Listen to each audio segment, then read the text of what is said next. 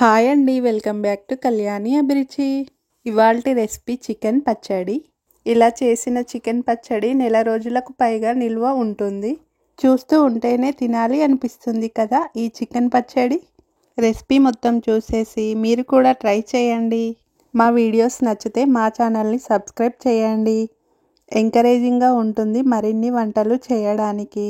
నేను చేసిన విధంగా ఈ పచ్చడిని చేశారంటే ఫస్ట్ టైం చేసిన మీ ఇంట్లో వారందరికీ ఈ పచ్చడి నచ్చుతుంది.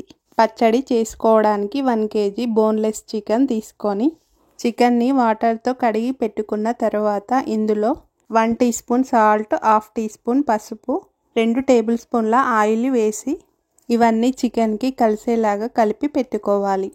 స్టవ్ పైన కడాయిని పెట్టుకొని కడాయి హీట్ అయ్యాక 3 టేబుల్ స్పూన్ల ధనియాలను వేసి వేయించుకోవాలి.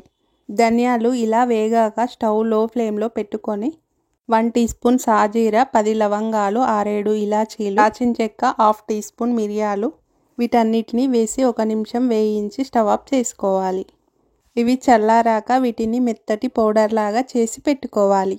స్టవ్ పైన అడుగు మందంగా ఉన్న గిన్నెను పెట్టుకొని 4 టేబుల్ స్పూన్ల ఆయిల్ వేసి ఆయిల్ హీట్ అయ్యాక చికెన్ని వేసుకోవాలి. స్టవ్ మీడియం ఫ్లేమ్లో పెట్టుకొని చికెన్ను ఉడికించుకోవాలి. చికెన్ ఉడికించినప్పుడు ఇలా చికెన్ నుండి వాటర్ వస్తాయి. ఈ వాటర్ మొత్తం తగ్గేంత వరకు ఉడికించుకోవాలి.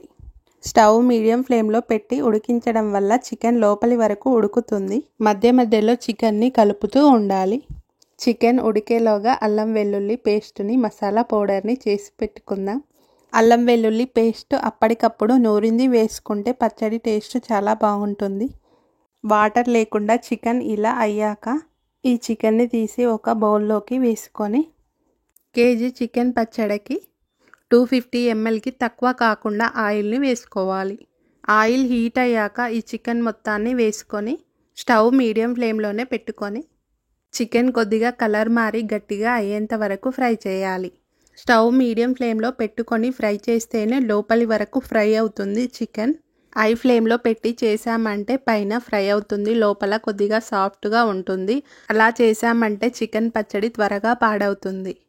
చికెన్ ఇలా ఫ్రై అయ్యాక చికెన్ మొత్తాన్ని తీసి ఒక బౌల్లోకి వేసుకొని చికెన్ ఫ్రై చేసిన ఆయిల్లోనే 100 గ్రామ్స్ అల్లం వెల్లుల్లి పేస్ట్ను వేసి పచ్చివాసన పోయేంత వరకు ఫ్రై చేయాలి.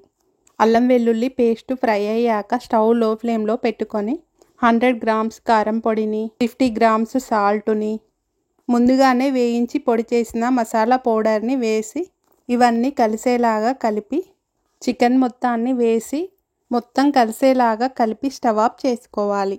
చికెన్ పచ్చడి టేస్టీగా ఉండాలంటే అప్పటికప్పుడు చేసుకున్న మసాలా పొడిని, అల్లం వెల్లుల్లి పేస్ట్ని ఫ్రెష్గా చేసుకొని వేసుకుంటే పచ్చడి టేస్ట్ సూపర్గా ఉంటుంది. పచ్చడి మొత్తం చల్లగా అయ్యాక 3 లేదా 4 నిమ్మకాయల నుండి రసం తీసి ఈ రసాన్ని చికెన్ పచ్చడిలో వేసి మొత్తాన్ని కలపాలి. ఇలా చేసిన పచ్చడి మొత్తాన్ని ఒక బాక్స్లో వేసుకొని ఒక రోజంతా ఊరనిచ్చామంటే టేస్టీ చికెన్ పచ్చడి రెడీ అవుతుంది. వేడివేడి అన్నంతో ఈ పచ్చడి వేసుకొని తింటే ఆహా అద్భుతం అంటారు. మరెందుకండి ఆలస్యం, మీరు కూడా చకచకా చేసేయండి చికెన్ పచ్చడిని. మన యూట్యూబ్ ఫ్యామిలీ 1K సబ్స్క్రైబర్స్ అయినందుకు చాలా సంతోషంగా ఉంది. మీ సపోర్ట్ ఇలాగే ఉండాలండి. మరో మంచి రెసిపీతో మళ్ళీ కలుద్దాం.